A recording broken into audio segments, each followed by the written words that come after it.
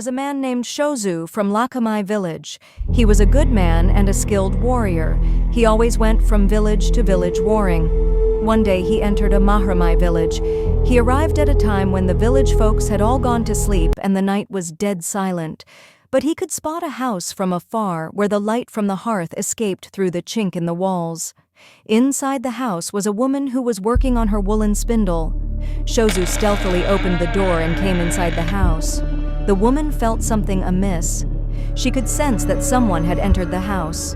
She felt a cold and sharp thing sliding over her uncovered side, because in those days, women wrapped a shawl over the body which left one side uncovered. But she could not react or scream as someone grabbed her from the back, threatening to kill her should she raise the alarm. Then Shozii lay with her for the night. Early next morning, before anyone could rise, Shozii got up and told her, "If you happen to conceive a male child by me, you must name him Shotrodu," meaning large flower petal of show. Thus saying, he left her. In those days, the custom of the land was that if you happened to enjoy the hospitality from any house, even an enemy, you are not to kill or hurt them. If you kill anyone, you commit a grave sin. It is called Surei-Mazubi, sin of war. As days went by, the village folk found out that the woman was pregnant, and they called her a prostitute. After some time, she gave birth to a son, and as Shozii had instructed, she named him Shotrodu. The child grew up strong, handsome, and healthy, and he was quite distinct from other boys of the village. In all activities, his companions could not compete with him.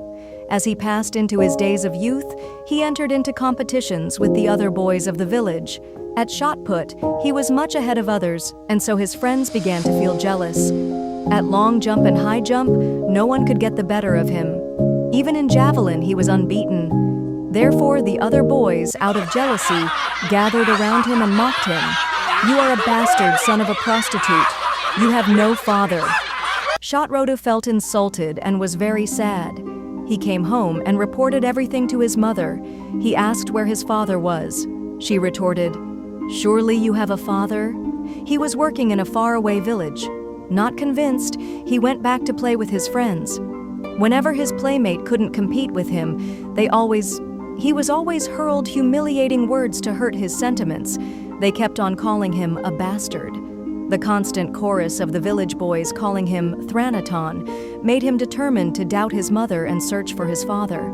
His mother lovingly caressed him and said, "My son, you surely have a father.